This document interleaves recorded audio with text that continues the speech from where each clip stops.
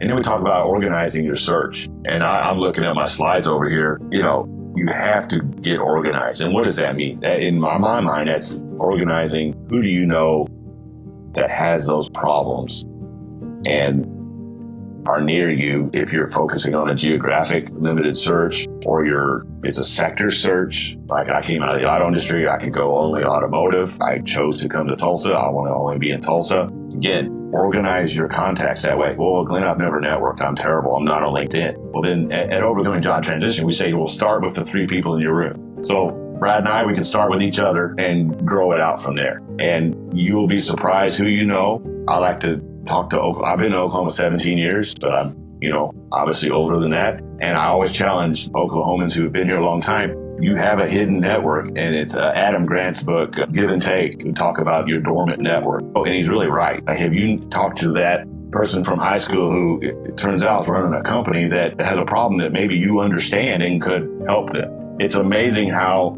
that works. So that's just getting organized on who you know and being kind of outwardly focused.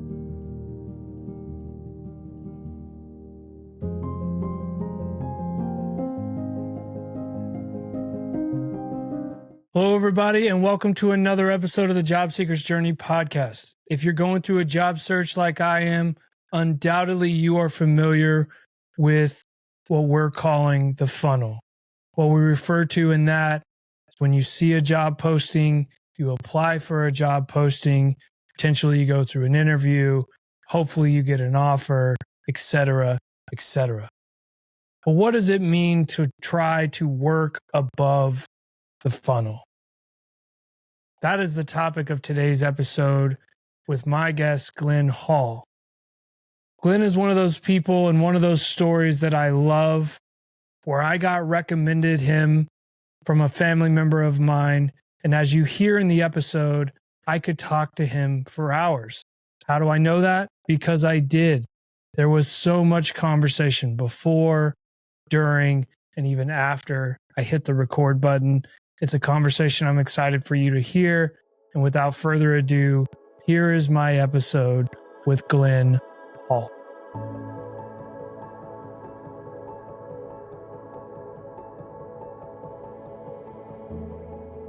All right. Hey, Glen, it's good to see you. We just had a really great conversation before we even hit record. And one of the things that has been the most rewarding thing of this podcast has been I've reached out on LinkedIn and I've asked people for, hey, who should I try to talk to? And I'll get different people that'll send me different people's names, and then I'll reach out to them. And you were one of those people, a family member of mine who, a mutual person said, hey, you should really talk to Glen. And then when we got to talking, we met, I guess, almost a week ago, earlier this week, I guess. And we got to chatting and found out we had a lot in common and a lot of things that has happened in our career. And I love that. So, and as always, when I meet people for the first time, I always like to find out, like, what's something you're passionate about that you really want to talk about. And you had a presentation that you had put together through an organization that you're a part of. And so that's ultimately what we're going to talk about today. But before we do, I want to let you have an opportunity to kind of introduce yourself, Sure. What you've done in your career, what you're doing now, all of those things, so that people are able to know who you are. Awesome. Yeah, it's good to meet you. It's, as I say about Oklahoma, it's a 2 degree of freedom relationship span in Oklahoma, and that's how this works. So glad to have met you and know what you're doing here, and appreciate the platform. Again, Glen Hall, live in the Tulsa area. We currently do direct hire recruiting in the manufacturing space. I came to that kind of late in my career. 2013 is when we started it. COVID did blow it up, impacted it, and we've had a couple of full-time jobs since COVID.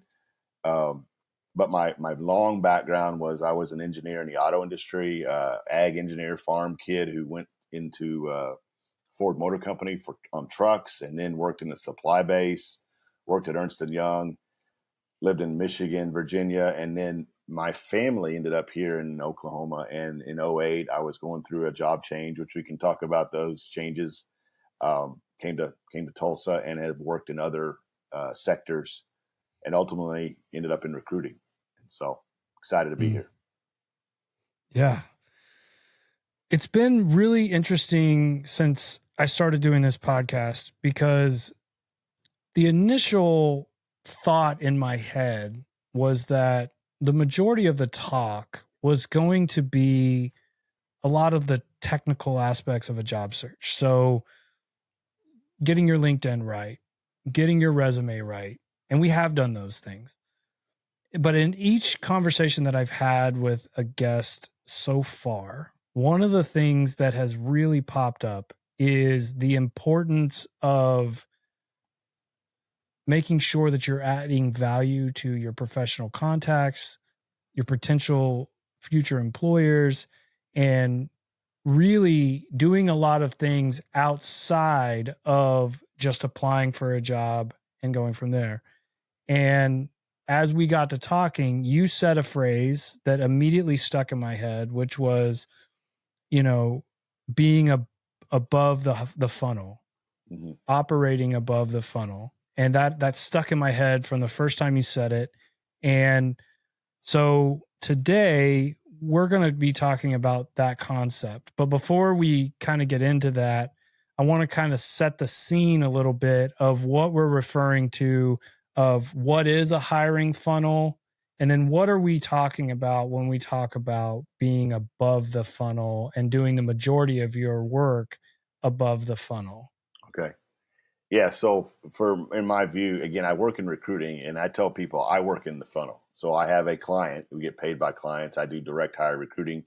So that means I have a job rec from a client, and we are compensated if we fill that job rec with someone that we recommend, and then the client hires them. That's also represents what I call a formal job process for posting things publicly or sharing things in your network, whatever that looks like. If a company needs an employee and they have a job, that's what I define as the funnel. When I say above the funnel, that's all the activity above. That's not job employee. It's what I call problem solution driven. So, and I coach job seekers in Tulsa at overcoming job transition. And we try to get individuals to think that way, in terms of think problem solution, not employee job, as you approach your job search.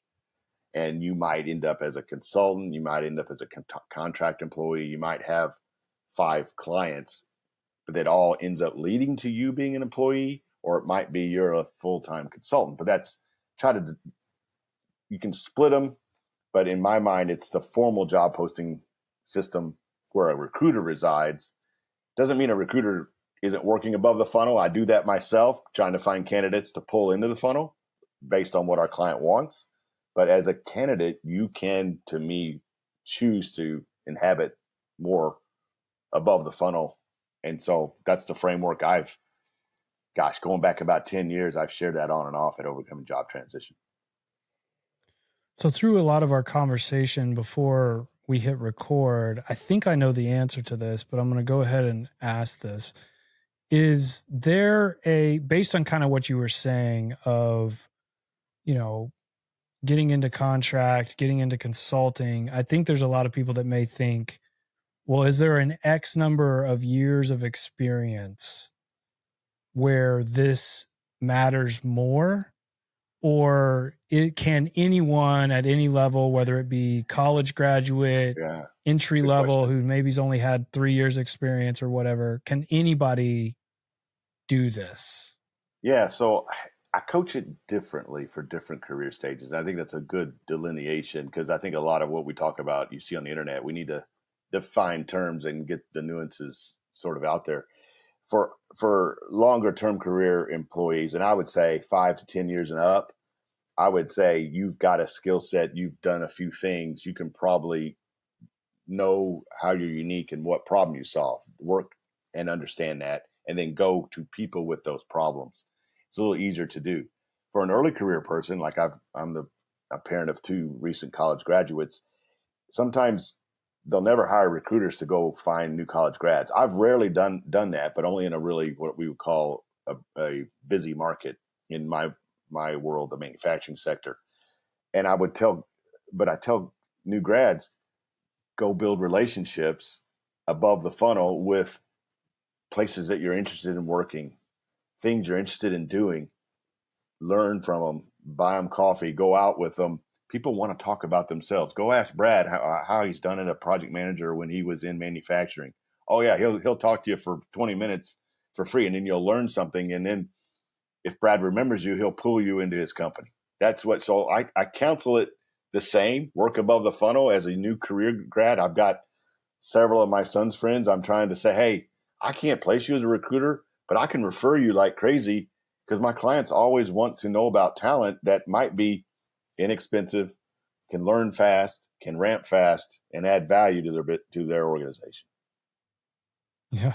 You probably saw me smirk when you said I would talk to him for 20 minutes. And the reason why I did that is in my mind, I almost thought, well, that's so nice of you. You thought I would limit it to 20 minutes because I'm pretty talkative and I'd probably talk their ear off for 30 or 40 minutes. And they only asked for a 10-minute answer. But and if you ask one of us, any of us to talk about ourselves, we will all talk more than we should. Right. Because we all like to talk about ourselves. So I'm constantly telling people that's more than you asked for. I'm sorry. That's just and so that's a mindset. So that's what made me smirk. Yeah. So if you're a job seeker and that's any stage, senior, mid-career, junior, go ask people about themselves, ask for 10 minutes of their time. A lot of them are not going to reply. A lot of them, LinkedIn is the biggest social media for job seekers, 880 million, whatever it is, with people who have accounts who are not active. So you have to find the people who will reply, and that becomes you reaching out, trying to help others, much like you're doing here with this platform. Yeah. Yeah. And it's great. And I think in a lot of the frameworks that we've been hearing in this same realm, it's really changing your focus away from, I need a job. That's obvious. A lot of times if you connect with somebody on LinkedIn, you have an open to work banner. That's obvious. If you are asking them about different positions, a lot of times it's probably pretty obvious that you're looking for a job. But if you're able to turn that conversation to their needs, what they do, problems that they have, things that they need, and you can start to fill that hole of this is how I can plug this hole, or this is how I could solve this problem, or this is how I could do this, they're going to want to talk to you more because now you're talking about their issues. Right. Or if Brad sends me I need a CNC programmer here in Tulsa, please send me anybody if you're listening. If Brad sends me a CNC programmer and it helps me meet a client need, I'm going to go, man, that guy, Brad, I might pay him referral bonus, which we do that. And that's a variable thing. But I'll be like, wait, Brad helped me with my problem.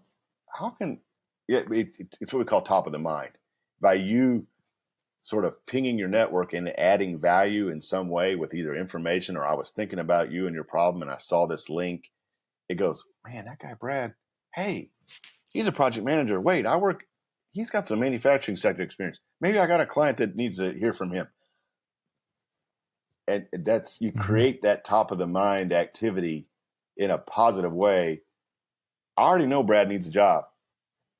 I don't have a job for him, but if I can connect him to someone, it's amazing how the second, third degree of activity leads people to conversations that ultimately solve their problem, or they are positioned to be the solution to that second or third degree conversation of referral. And they end up solving that problem directly. And it can be as an employee or it could be just short-term project. But that energy, man, it's very, very helpful, but it's hard not to think about, I got to pay the mortgage on the first. What am I going to do? Right. It's a mindset. And so we try to help people work through that every week at Overcoming Job Transition.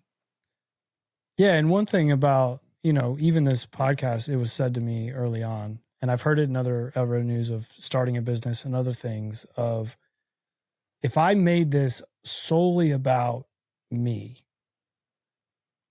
with all due respect to myself, no one cares about me. And nor should they. They don't know me. I'm a guy from Oklahoma City.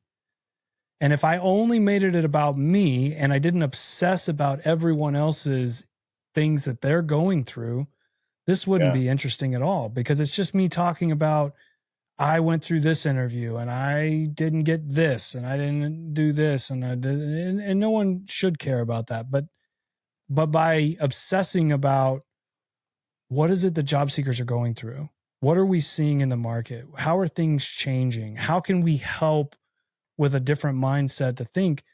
Now suddenly this becomes less of a selfish endeavor. And now I'm excited to try to bring additional information. So it's the same in a job search. Yeah. Absolutely. No, it's I And approach recruiting the same way. I got into recruiting largely because I was that hiring manager who had so much pain. I had to learn to do it and love it, and found out I was pretty good at it. Here I am. yeah, yeah. So what I loved about this presentation that you sent me is it started breaking it down a little bit more as Okay. well. And you have an acronym, which I love acronyms. Yeah. They're always fun to remember. And your acronym is FOCUS. Yeah. Um, but what does it mean to keep your career strategy and or job search in focus, as you refer to Sure. in the presentation? We can go through these items. So the first item Yeah. is the F, obviously, and it's not focus, although it's kind of obvious. It's first. It's decide. First decide. And I say first decide. It's Right. like you have to decide what you're going to focus on, like what. And we lead that to into how are you unique? What problem do you solve? And you're like, well, Glenn, man, I can do a lot of things. Yeah, and that's true. And I resemble that remark a little bit, right? Because I'm biased because I think engineers can do anything and they should be in every job. But that's Mm-hmm. not the answer for the market, for you. Um, and so we talk about how are you unique, helping people understand. And so that's knowing yourself. And if, again, self-reflection, talking to those around you who you trust, mentors, past people. A lot of times we've been in a job so intensely, we don't realize we solve some really cool, unique problems. And so stepping Mm-hmm. back, understanding that. So we talk about first deciding. Um, and there could be a lot of problems. You can take some assessments, do these things. Again, I'll let others sort of inform that. And then we talk about organizing your search. And I'm looking at my slides over here. Um, it, you know, you have to get organized. And what does that mean? That, in my mind, that's organizing. Who do you know that has those problems and are near you? Is if you're focusing on a geographic limited search, or it's a sector search. Like I came out of the auto industry, I could go only automotive. I chose to come to Tulsa. I want to only be in Tulsa. Again, organize your contacts that way. Well, Glenn, I've never networked. I'm terrible. I'm not on LinkedIn. Well, then at Overcoming Job Transition, we say we'll start with the 3 people in your room. So Brad and I, we can Mm-hmm. start with each other and grow it out from there. And you'll be surprised who you know. I like to talk to Oklahoma. I've been in Oklahoma 17 years, but I'm, obviously older than that. And I always challenge Oklahomans who have been here a long time. You have a hidden network, and it's Adam Grant's book, Give and Take. We talk about your dormant network, and he's really right.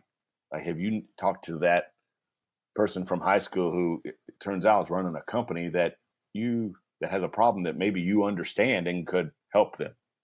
It's amazing how that works.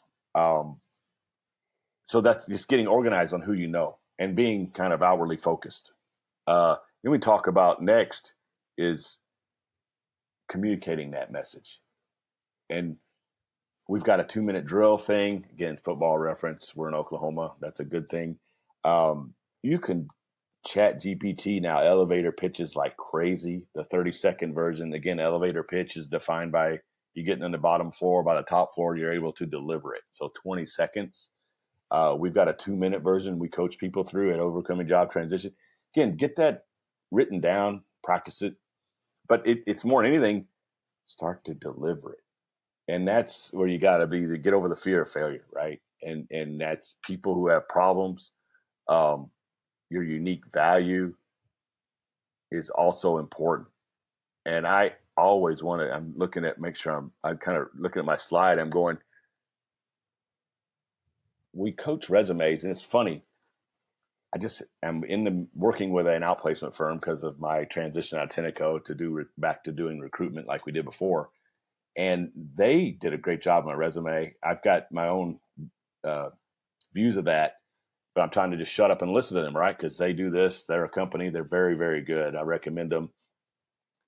But we talk about accomplishment statements on our resume to overcoming job transition, and they didn't hammer me on that so much. I had a lot of those. But what I always coach is forget the resume, forget your branding material, LinkedIn. Others will help you. How are you delivering the message of how you're unique? How does it help you deliver unique value and what problem you solve? So that's part of sharpening that. And then you got to get out and just get in the market. And that's starting with people who know you well. We talk about centers of influence at Overcoming Job Transition, and that's just a term that I think one of our other volunteers, but there's some people in these communities or wherever you're targeting that seem to know everybody else. And you got to get to those centers of influence and sort of get introduced. And we talk about trying to generate referrals and recommendations. Those are two different things, but a referral can be someone who just is trying to connect you to people who understand what you do and how you're unique. A recommendation is someone, hey, Brad used to work for me, and you need to talk to him to hire him to do this specific thing. A little bit more firm of a recommendation. In my mind, you need both. I was thinking about that today. I'm like, and this is where I had updated the slides a little bit, Brad, but you need both of those. You need referrals and recommendations, and together they become very powerful as you extend your network. But the idea is that you're always expanding your network reach. It's interesting for me personally, because I wasn't always like this, didn't always embrace this. Oh man, I was laughing with one of my old Ford engineering friends this week. A friend of mine lives in Tulsa. We were Ford engineers a long time ago. And I said, Brett, Dave, when I worked together, I was the worst as a Ford engineer. I had people who wanted to do nothing but help me, and I wouldn't talk to them. I'm talking about the sales engineers for the parts I was responsible for on the F-150. And if anybody knows about the F-150, it's the highest selling vehicle in the world. It has been for now 47 years. I don't know. And this was a long time ago. I'm pretty old. Well, I refused to talk to some of these sales engineers. In fact, I would ignore them so bad. I would go around them and talk to their plant engineers who I thought could solve my problem. Doing a bunch of extra work. All I needed to do was take this guy's call, let him talk to me, let him help me. And I just refused to do it. And you're like, why was I like that? Why? And I don't know. I mean, again, I call it being so task oriented as an engineer that you didn't see that it's all people. So, it's funny. I say I'm a converted engineer. Well, it's just, you got to see the people around you. And as I've learned and evolved in my career, turns out it's all people. Here I am over here on the other side of the desk, doing recruiting for a living, of all things, which is, if people knew me 20, 30 years ago, they'd say this is the last thing I think I'd see Glenn doing. Sure. Should I put you on the spot and ask you if you drive a Ford? I do. No.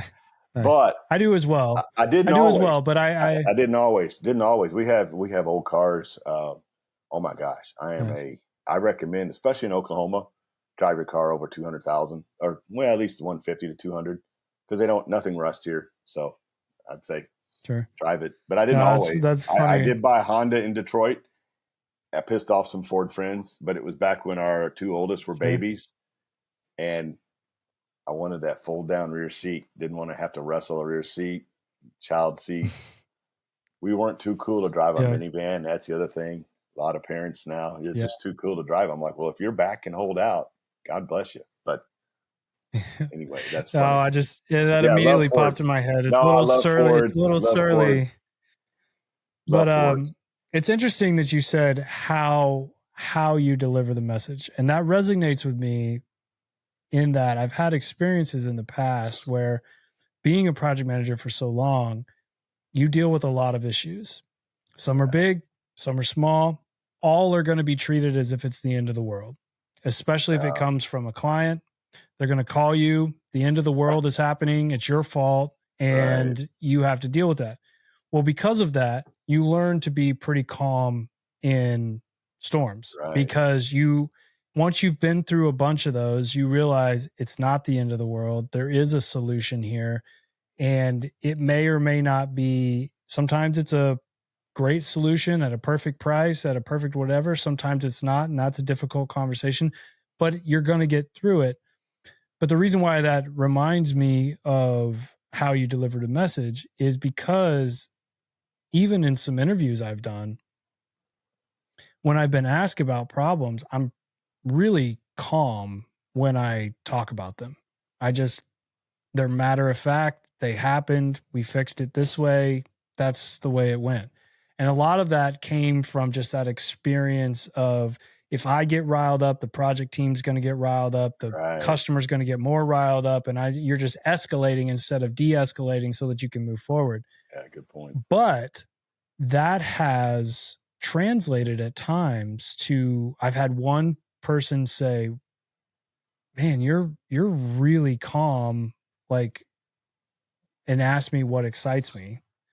And then there was another who I think it came across as, I'm not that enthusiastic about it, in that it almost came across that I didn't love it. You're not very engaged, much, or that something like that. It was just something I do, and it just, whatever. And even that couldn't be farther from the truth. I love solving a problem, and the best day in the world is when you come up with a solution, you push it out, you launch it, it works well, and it's what they want, and everything goes well. It's amazing. It's a great feeling. But it didn't come across that way. So it is a very important thing of how you deliver what you do. Agreed. Because if you're monotone and you're like, well, I've done this and I've done this and I do this. Well, why would they be excited to have you on like that? They're like, oh, well, I don't want Eeyore in my company, like I want someone who's excited to be there or whatever. So that one really stood out to me, but I want to touch a little bit longer. I know we're getting almost to time, but I want to touch a little bit longer on figuring out that, what problem you solve, who, and then especially trying to figure out who would have that problem. Because I can see, even in my own head, I'm going, oh man, how would I figure out who has the problem that I can solve? And then, obviously where they need that problem solved. So what is the specific thing? Because, sometimes information's limited and things like that. So I'm kind of wanting to dive a little bit more into that to see what your thoughts are on that. I mean, what problem you solve was probably, it could be self-explanatory, but what I would challenge people as well is almost expand your mind bigger than your little box that maybe you've been in for so long. And, yes, I do project management, but what does that translate to in other positions? So what do I solve in general? I remember my wife, who's very specialized in oil and gas as a geological technician, when she was being faced with layoffs, we had these conversations and we were like, she was going, oh my gosh, if every oil company's down, I'm going to be out for a long time. And at the end of the day, we realized you're a data analyst. That's what you are. Yeah. Like, you take data, you analyze it, you put it into maps, you put it into different sections and all these things. So that's a good one. But like, what would you say on these three things and what you would advise people to do when they start looking at the problems that they solve, who has a problem like that, and then what need they have to have that problem solved? Yeah, there's some different layers there. So first of all, some people can solve a lot of problems, right? They're just like these Swiss Army knives, and we all want those employees.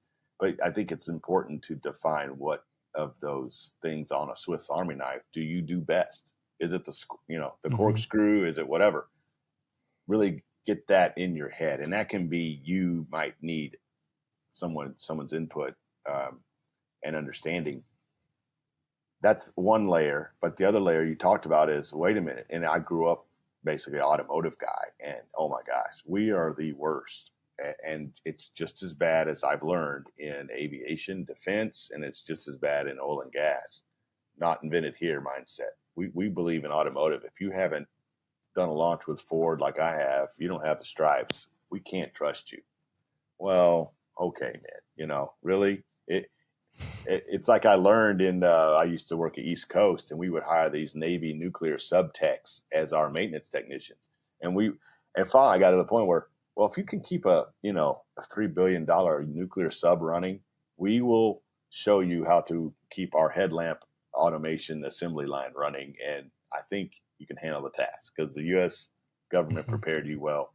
And so that's important, right? Pull that out at a higher level, like you did with your wife. And that can be sometimes talking to someone, and sometimes we'll see it at Overcoming Job Transition. Talk to someone either in your function or even someone completely outside of your function, and get fresh eyes on your experience. And sometimes I'm guilty, because if I talk to you 5 minutes, you're going to be in manufacturing, because we always need help. That can also be good, right? To talk to someone from a area and say, I think I could help those people over in XYZ sector. So that's back to conversations, help you define that. What the other one you said was, and then that leads to hopefully transferable skills, and then how you have that conversation. And it's funny, one of the slides I updated, it's at the bottom of the deck now.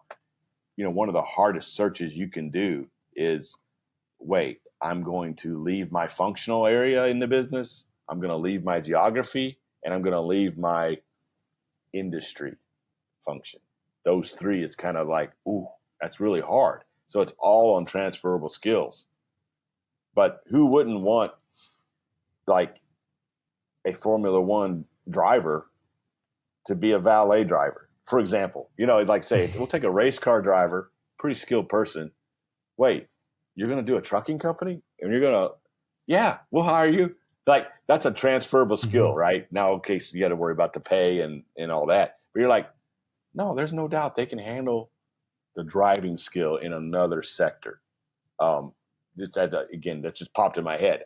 You got to think differently and get others to help you through that conversation. And some people don't want to go there. Like, well, I'll never make the same money. I'll never get the same prestige. That's also true. And I always talk about, well, then you got to go back to your priorities. And again, that's back to first deciding and understanding your value. Where do you really want to be? Where are you really willing to go? Who really had, like, because it may be like your wife. Maybe there's a fundamental shift. Like in 2008, the auto industry was shifting a lot.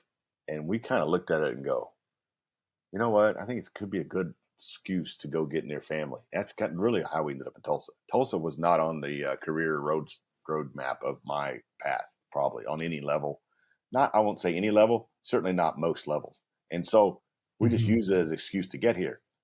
I had friends who had 3 jobs in 2009 after I left in 2008, because the companies were doing this.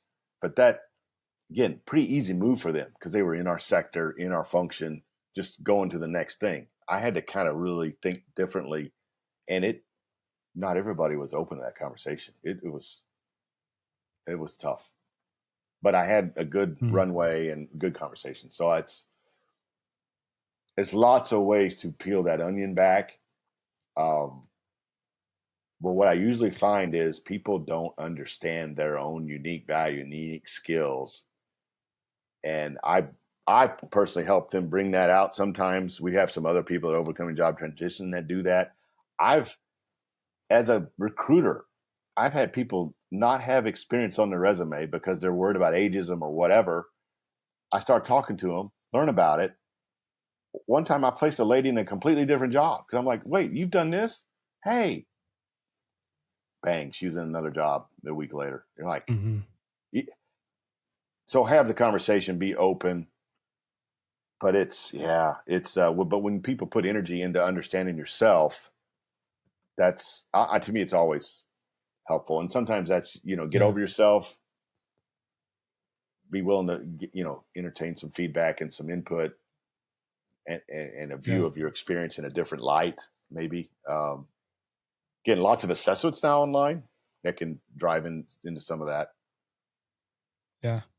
And I love the concept of, allow yourself to take ownership in situations. So, and what I mean by that in terms of career searches and things like that is if something happened, especially if you just suddenly got let go from somewhere, like it's real easy to point the finger at the company, be like, they did this to me. They just cut me out of nowhere. It's my That fault.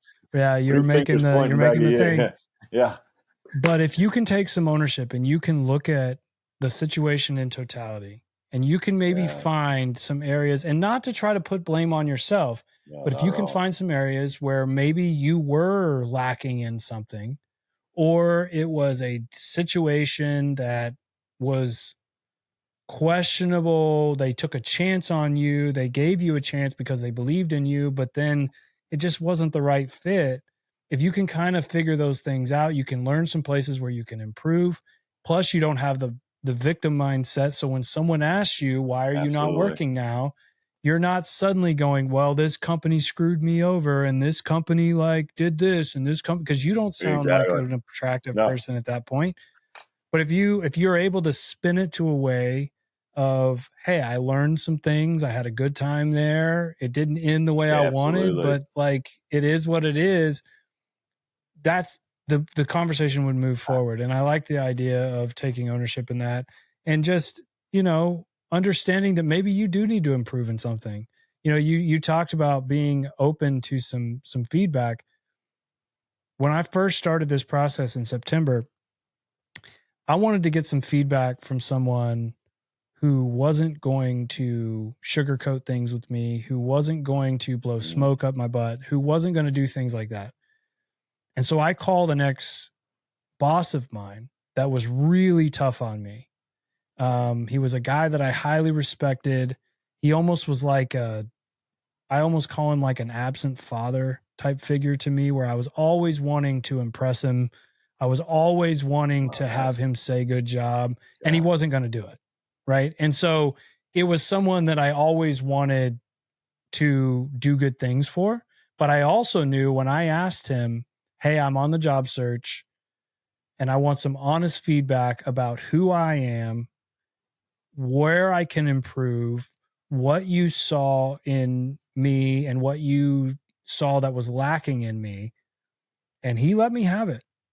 And he told me everything. And was that a hard conversation to have? Yes. It was a very hard Yeah. conversation to have because No, he it didn't is. You hold gotta back. you it But don't I ask a learned some question things. don't ask a question if you're not ready for the answer. And I actually did the same. One of my recent Yeah. changes, and I got some input. I was like, oh, okay, I need to listen to that. And Yeah. so, And I don't fault him. Like I yeah, really no, don't. it's He's fine. his Some people, personality's what it was. And I knew yeah, what it was before I made the phone call. yeah, I called exactly. him. No, good He for didn't you. call Oh, me and that's offer this information. I asked for it, right? So, and I told him, don't hold back. Do say what you're going to say. It's not going to hurt my feelings because I want to learn at this point. I've been working for coming up on 20 years. Like I want to grow, blah, blah, blah. Right. So be willing exactly. to do that. But That is so it can important. be painful depending on who And you talk to. Just know that. at OJT, we'll talk about, because sometimes people show up at OJT and they've been looking for 4 or 5 months and nothing's happening, and or I'll get a call. It's like clockwork. Glenn, my husband, he just can't. He's not landing anything. Can you help him? I said, well, first of all, have your husband call me, or have your you know oldest son call me, because if they won't do it, we talk about the pain of your current situation exceeding the pain of getting out of your comfort zone. Mm-hmm. Where are you on this cycle? And again, that's kind of a life thing. Read the book Grit, Angela Duckworth. It's a great book. Talks about your ability to always be pursuing. Job search is 100% that, and we think we do. Probably that's the best thing we do at OJT is the headspace of tackling that every day and every week, and trying to structure your life positively, because it is not easy. Um, fun stuff. Yeah. So I'll ask one more question and then I'll Sure. let you go. If I was coming to you and I was recently let go, I'm I'm still discombobulated a little bit. I'm trying to find my direction. I'm trying to figure out which way to go. What would be your best piece of advice for someone who suddenly is on the job search, especially if they weren't expecting to be, or even if they were, and they're trying to figure out, my gosh, I got to do something new now. What would be your first piece of advice for them as they get started? Oh, my biggest thing is I try to check their headspace. More than anything, Mm, where's your head at? And usually it's trying to mm, figure out, okay, maybe this isn't their first rodeo. Like you've kind of been through this a few times. I've been through it a few times. mhm, It gets easier. I've got a whole nother hog gestation period story to tell you about my processing it and figuring it out. And that's the biggest thing is, where are you on, uh, you know, you talk about getting angry, reacting, venting, processing it, and then getting where I'm moving forward because this is my new reality and this is what I can do, and starting to be proactive, and then helping them own whatever piece they can. Again, it's not always your fault. It's a big world out there. People and organizations make individual decisions that you have no control over, and then just getting your head right. So it's headspace for me. Um, mhm. we can beat on your resume. We can beat on your LinkedIn. In fact, there are others doing it. Chat GPT does a pretty whatever. But as we say about resumes, it's the purpose is to get a conversation. LinkedIn, the purpose is to get a conversation, not to get you a job. Your purpose of Mhm. LinkedIn is to talk off LinkedIn. And Mhm. hardly anyone gets hired off their resume. It's a conversation. And if you're not ready for that, if your headspace isn't ready for conversations, then take a minute with people who know and love you and trust you, or you trust. Get counsel from people. If you don't have that, then we try to be that at Overcoming Job Transition. This podcast could maybe be that, right? So appreciate what you're doing here. That's the biggest thing, Yeah. headspace. Yeah. I totally agree. I mean, mental and physical health is just as important as anything else here, if not more so, It's because not become more only important, right? for, We see the stats. It's become more important. yeah. And Oh, not only brutal. not only for the search itself and dealing with rejection and all of those things, which is it's awful. You're going to get told no Yeah. 99 out of 100 times. It only takes the one yes, but you're going to get told no a lot, and it can be defeating. You go up and down. I know I had an episode a couple times ago of me just admitting I'd had a rough couple of weeks. Like Yeah. I had I, had a I said bunch. this on the other podcast with Scott Townsend. The silence will kill the soul of a job seeker. Yes. And And if you that's try to and that, isolate yourself, oh, And if you don't you're just, actively fill that silence, and again, not again positively, proactively, and that includes you taking ownership, saying, "Well, wait a minute," because I also believe, and they got a whole nother list of things I think a recruiter or everyone seeker should know, and one of them at the top is no response is a no. mhm, If a job seeker believes that no response is a no, then you have to go forward for what's next. Tear the rear view mirror off when you apply online until they call you. Well, Glenn, I really meet that job. Yes, we get it. You're probably perfect. So is every other candidate. But unless they call you for whatever reason, you have to move forward. And again, as a third party mhm. recruiter, people are like, well, Glenn, have you checked in with them? Yes. I said, I feed my family doing recruiting. I'll call you if I don't even know what would not have to happen. if I have an opportunity for you as a job seeker, because you're an opportunity to get revenue for what we do as a business. So it's a Right. tough thing, but yeah, Yeah. if you're not And you processing that, can hate it all you want. You can moan about the fact that companies are ghosting, and it sucks. And I made another one about asking companies, remember you're talking to human beings, and remember that there's people, especially as they get into the second and third round, they want to work for you. oh, I know And so exactly. ghosting them is just not okay. And you can moan about that all you want, but the reality is you're probably not going to change it. And if you can accept the fact that no response until you get one is a no, then you can move on with your Yeah, to the and next it thing. doesn't But mean maybe you don't try to learn something about that opportunity. That's where we talk about yeah, above the funnel. Learn something about that company. I mean, oh my yeah, goodness, you learn something yeah, about that company. So where you know the recruiter who you're working with, or the in-house HR person, or the hiring manager, or the owner, whoever it is you're working with directly, can't call you back because they maybe haven't decided, or maybe they decided to cancel a job. Oh, you talk to, say you get networked to an ex-employee. Well, they were worried about that big contract and it might not have come in. Ding, ding, ding. That's why they can't call me to hire me, because I would work on that contract. Again, hmm activity is your friend in this yeah, process. Whether it's, don't be seen as going around your recruitment or hiring manager or your point of contact. You're just learning about stuff in the market. And as I say in Tulsa and Oklahoma, it's a 2 degree of freedom. Don't be gossipy, be straightforward and helpful, but people will talk to you.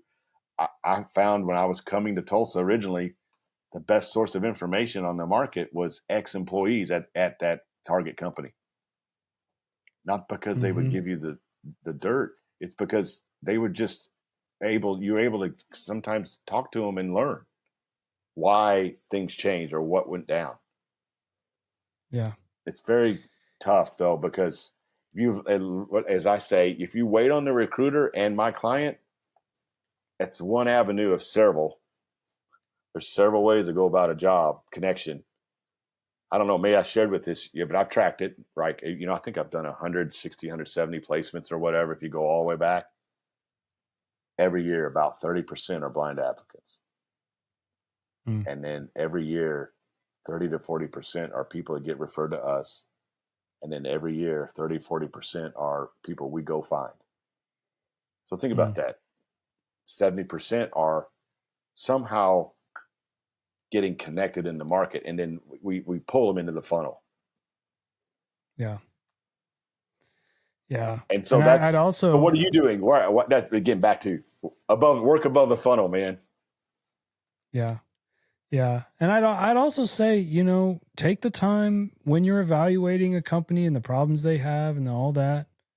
Take the time to evaluate, is this a place that I want to be? Take that into consideration as well, 100%. And you need to because interview them like they're if interviewing you can you. do it. Yeah. Yeah. And again, be respectful, but I tell you what, you Yeah. talk to people who used to work there, you're going to learn a lot. Take it all with a grain of salt and be respectful of their confidentiality, but you will be able to make an informed decision by talking to more people. Oh, I Yeah. 100% have experienced it. I've gone to work at places where I was told, Clint, don't do that. Well, I did. Mhm. And Mhm. let's just say they weren't wrong, but I was still glad I Yeah. went. I had my reasons, right? And so this is you. And we talk about you being the captain of your search. Right. The That's old part of it. adage of too good to be true sometimes means it's too good to be true. Yeah. And that can happen. And if they're recruiting you, and that they're going to show you all the good parts, but they're not going to reveal their warts. But if you do some research and you find out, hey, this, and maybe you're okay with the wart, there's a lot of those. Nobody's perfect. There's always going to be Right. Right. something. Right. Right. There's no company out As we there that's say, like the everything grass is everybody always, ever wanted. the grass is always greener, but it still has to be mowed. You But make decide, an informed decision. Yeah, make an informed 100%. decision. It's an easier conversation at the end. But I almost think it's more all right, important, anyway. But yes, great yeah, conversation today, no, man. Yeah, I appreciate you coming on, man. And as we've kind of shown, I can talk to you forever. I've now, even though we've been recording for just over 45 minutes, I've probably been talking to you for 3 hours total. So as we can, I could talk to you forever. But as you're getting into recruiting, and you've mentioned OJT, did I say that right? Yeah, Overcoming Job Transition. OJTTulsa.org is the website. If somebody's interested, if they're in the Tulsa area, if they're needing a recruiter and they want to reach out to you or to them, how would they find you? Yeah, ColtecConsulting.com is our company. Coltec Consulting is my company. Also, Glen Hall on LinkedIn. I can easily be found. So thank you. Love to chat. That's good. And engage. Yeah. Well, Glenn, thank you so much. And I'm sure we'll probably talk some more. There's all kinds of topics I'm sure we can come up. I got a few thoughts for you, so we'll keep it going. It's good to see you. Yeah. Have a good one. Take care. Bye.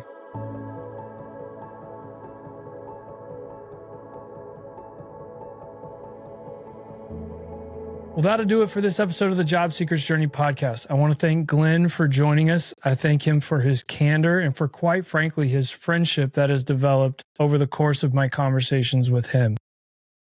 He is starting a recruiting service. And if you are looking for a job specifically in the manufacturing arena, that's what he specializes for. And you are in the Oklahoma, especially the Tulsa area, I highly recommend you look out for Glen Hall and Coltec Consulting.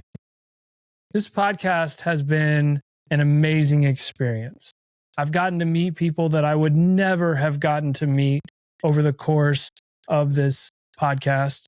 I've gotten to speak on topics that I was just only hoping to speak on with amazing guests who have brought the fire.